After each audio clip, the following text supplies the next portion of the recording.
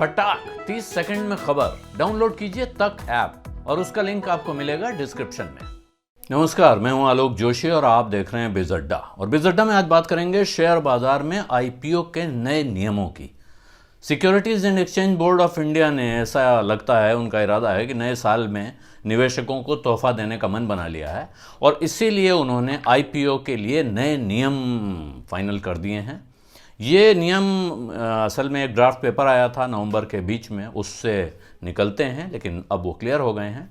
और वजह इनकी ये है कि पिछले दिनों ऐसे बहुत सारे आईपीओ आए जिन पर सवाल उठ रहे थे, जिनमें प्रमोटर के इंटेंट पे सवाल उठ रहे थे, जिनके भाव पर सवाल उठ रहे थे, और ऐसा लग रहा था, तमाम जानकारों का कहना था कि बिल्कुल एकदम अंधी चल रही है, लूट मची हुई है और सेबी है कि देख नहीं रहा है। आश्चर्यजनक बात यह है कि सेबी चेयरमैन ने बीच में एक बार कहा भी कि साहब आईपीओ के दाम देखना हमारा काम नहीं, हम आईपीओ की प्राइसिंग या वैल्यूएशंस नहीं देखेंगे। तो ये सवाल सारे थे, ऐसा लग रहा था कि सेबी पता नहीं कुछ करेगा नहीं करेगा। फिर वो ड्राफ्ट रूल्स लाया, उस पर सुझाव मांगे गए और अब नियम ये आ गए हैं जिनमें जो प्राइस बैंड होगा, प्राइस नहीं पर से, क्योंकि प्राइस के तो गणित होते हैं, कैलकुलेशन होते हैं, उसके हिसाब से निकलता है। मर्चेंट बैंकर को और लीड मैनेजर्स को उसको जस्टिफाई करना होता है, प्रमोटर को जस्टिफाई करना होता है। लेकिन प्राइस बैंड यानी जो भाव का बैंड बनता है, मिनिमम किस भाव पर प्राइस शेयर मिलेगा और मैक्सिमम कितना भाव मांगेगी कंपनी, इसके बीच में जो फ़र्क है उस पर नियम है। एंकर इन्वेस्टर जो होते हैं, जो आपसे एक दिन पहले जिनको मौका मिलता है शेयर खरीदने का, और जो लिस्टिंग के कुछ समय तक के लिए लॉक इन रहते थे, 1 महीने का लॉक इन होता था इससे पहले, उनके लॉक इन के नियम में बदलाव किया गया है।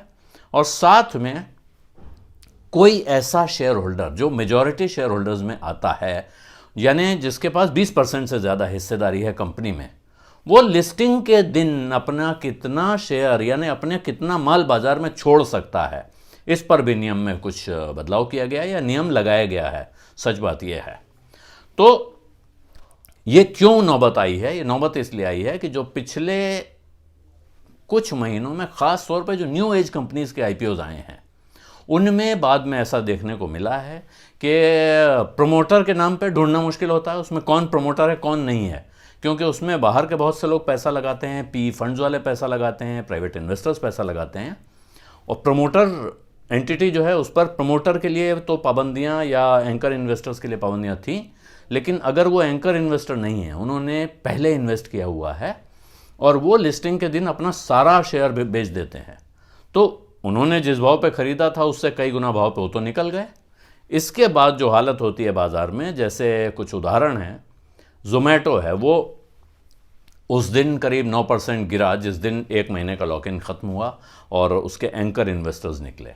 इसी तरह जो पेटीएम की पेरेंट कंपनी है 197 कम्युनिकेशंस, इसका भी उस दिन लॉक इन ख़त्म होने के दिन 13% का झटका इसमें आया है। यहाँ तक कि जो एफएसएन ई कॉमर्स वेंचर्स लिमिटेड है, यानी नाइका नाम की साइट चलाने वाली कंपनी, उसका ऐप चलाने वाली कंपनी, जो कि ज़बरदस्त जिसमें इंटरेस्ट आईपीओ के पहले और आईपीओ के बाद लगातार बना रहा, वो भी उस दिन 4.5% ऊपर से लेकर करीब 6% नीचे तक का उसने उतार चढ़ाव देखा शेयर में। तो ये सेबी को लगता है कि कुछ और समय सामान्य इन्वेस्टर को, छोटे इन्वेस्टर को मिलना चाहिए बाजार में, इससे पहले कि एंकर इन्वेस्टर निकल पाएँ। तो ये तो हुई कहानी एंकर इन्वेस्टरों की। तो उनके लॉक इन का पीरियड जो अभी 30 दिन था, उसको बढ़ाकर सेबी अब 90 दिन कर रही है, यानी लगभग 3 महीने अब बाकी इन्वेस्टर अपने शेयर रखना निकालना इसका फैसला कर पाएँ। ज़रूरत हो तो बाजार देख के बेच लें। किसी एक दिन होता है जिस दिन बहुत सारे लोग एक साथ, अब एंकर इन्वेस्टर के बाद बड़ी होल्डिंग है, वो एक साथ आया बेचने अपना, तो फिर भाव एकदम झटके से गिरता है, फिर छोटे इन्वेस्टर को निकलने का मौका नहीं मिल पाता है। तो ये नियम उसको फ़ायदा देने के लिए, लेकिन इसके अलावा जो इन्वेस्टर पहले से बैठे हुए हैं वो लिस्टिंग के दिन सब बेच सकते थे। अब नियम ये बना दिया गया है कि जिन लोगों के पास किसी कंपनी में 20% से ज़्यादा हिस्सेदारी होगी, उनको इस दायरे में माना जाएगा और वो लिस्टिंग के दिन अपना सारा शेयर नहीं बेच पाएंगे। उनको उसमें से आधा बेचने की इजाज़त होगी, आधा उनको रखना पड़ेगा। तो ये, इसके साथ ही सेबी ने यह भी कहा है कि आप जो अपना ऑब्जेक्टिव देंगे, यानी उद्देश्य बताएंगे पैसा उठाने का, वो आपको साफ साफ बताना पड़ेगा और उन्होंने ये सवाल उठाया है कि आप लिखते हैं कि हमको इनऑर्गेनिक ग्रोथ करनी है। इसका इनऑर्गेनिक ग्रोथ का अर्थ समझ लीजिए, एक होती है ऑर्गेनिक ग्रोथ और एक होती है इनऑर्गेनिक ग्रोथ। ऑर्गेनिक अर्थात जीवन की तरह चलने वाली, यानी आपकी कंपनी बढ़ रही है उसमें जो ग्रोथ होती है। इनऑर्गेनिक होती है जो आपकी सीधे रास्ते से नहीं, आप किसी दूसरी कंपनी को खरीदते हैं, उसको इनऑर्गेनिक ग्रोथ माना जाता है, क्योंकि वो आपकी स्वाभाविक बढ़त नहीं है। आप किसी दूसरी कंपनी को खरीदते हैं, अपने साथ मिलाते हैं और उसके बाद आप अपने कारोबार को बढ़ाते हैं। तो आपके आईपीओ के उद्देश्य में लिखा हुआ है funding of inorganic growth initiatives. इससे नहीं चलेगा। तो सेबी के डिस्कशन पेपर में ही कहा गया था कि इस तरह की बातें लिखने से थोड़ी वो रहती है, भ्रम की स्थिति रहती है। अब इससे ज़्यादा आप कह नहीं सकते हैं कि भाई आप ये बताइए कि कौन सी कंपनी खरीदने के लिए, तो फिर आपकी खरीद बिक्री का वो सौदा इम्पैक्ट हो सकता है जिस सौदे के लिए आप पैसा जुटा रहे हैं। तो सेबी ने कहा कि साहब आपका जो आईपीओ होगा टोटल, उसमें से 25% से ज़्यादा यानी 1/4 से ज़्यादा आप इस काम के लिए इस्तेमाल नहीं कर पाएंगे। जो नई कंपनियां हैं खास तौर पे, तो वो ऐसे ग्रोथ इनिशिएटिव्स के लिए यानी दूसरी कंपनियों को खरीदने के लिए पब्लिक से उठाए हुए पैसे का 25% से ज़्यादा हिस्सा इस्तेमाल नहीं कर पाएंगे। एंकर इन्वेस्टर वाली कहानी मैंने आपको बताई दी है।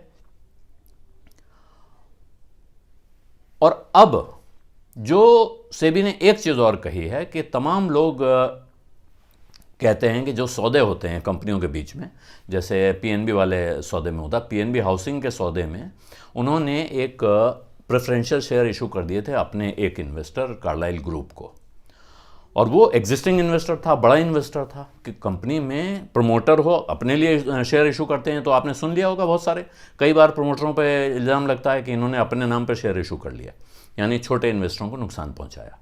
इसी तरह ये सौदा हुआ कि इसमें उन्होंने कार्लाइल को प्रेफरेंस शेयर इशू कर दिए, वारंट इशू किए जो बाद में कन्वर्ट हो जाते थे। तो इसमें फिर कुछ इन्वेस्टर्स ने शिकायत की कि साहब ये जो वैल्यूएशन है इनका, जिस भाव पे आप शेयर इशू कर रहे हैं ठीक नहीं है, क्योंकि जो उस कंपनी के आर्टिकल ऑफ एसोसिएशन है, जब कंपनी बनती है तो उसमें एक नियमावली बनती है उसकी, वो होती है आर्टिकल ऑफ एसोसिएशन। उसमें लिखा हुआ था कि साहब अगर कोई ऐसे शेयर बिकेंगे कंपनी के तो उसका वैल्यूएशन इंडिपेंडेंटली होना चाहिए। तो अब सेबी ने कह दिया है कि साहब अगर आप कोई भी इस तरह का अलॉटमेंट करते हैं जिसमें आप 5% से ज़्यादा हिस्सा किसी एक कंपनी को, किसी एक इन्वेस्टर को, किसी एक व्यक्ति को, किसी एक एंटिटी को दे रहे हैं, तो आपको आर्टिकल ऑफ एसोसिएशन का पालन करना होगा और वैल्यूएशन रिपोर्ट लेनी ही होगी, यानी वहां आपको वैल्यूएशन रिपोर्ट लगानी पड़ेगी। और इसी के साथ सेबी ने एक दूसरी चीज़ बदली है। उन्होंने अभी कहा है कि साहब जो प्राइस बैंड होंगे कंपनी के, यानी जो आप जिस भाव पे शेयर इशू करते हैं, कंपनी कहती है ना इस रेट से इस रेट तक, तो अभी कुछ दिन पहले तक देखा जा रहा था कि 2 रुपये का गैप भी है, 90 रुपये से 92 रुपये का प्राइस बैंड। अब सेबी ने कहा कि साहब कम से कम 5% का गैप होना ज़रूरी है, यानी अगर 100 रुपये लोअर बैंड है तो 105 रुपये से कम का अपर बैंड नहीं हो सकता, 100 और 102 नहीं चलेगा, कम से कम 5% का गैप रखना होगा ताकि दोनों के बीच में कुछ फ़र्क आए। अब सेबी ने ये नए नियम बना दिए हैं, इन नियमों का क्या फ़ायदा होगा ये देखने को आएगा, लेकिन एक बात कही जा सकती है अभी कि काव वर्षा जब कृषि सुखानी, थोड़ा सेबी को और जल्दी जागना चाहिए था। इस तरह के माहौल में जहां नए तरह के कारोबार आ रहे हैं, नई तरह की कंपनियां आ रही हैं, प्रमोटर और इन्वेस्टर दोनों ही पैसा उठाने के नए नए तरीके निकाल रहे हैं, वहां रेगुलेटर को भी थोड़ा ज़्यादा प्रोएक्टिव होना होगा। कुछ घटना हो जाने के बाद, अब जैसे इतने सारे आईपीओ में लोगों का पैसा गया और हवा हो गया, उसके बाद सेबी जागा है। ये बुरी बात नहीं है कि वो जाग उठा है, लेकिन थोड़ा पहले जाग उठा होता तो शायद और अच्छा होता। बिज़ अड्डा में आज इतना ही। अब इजाज़त दीजिए। धन्यवाद। नमस्कार।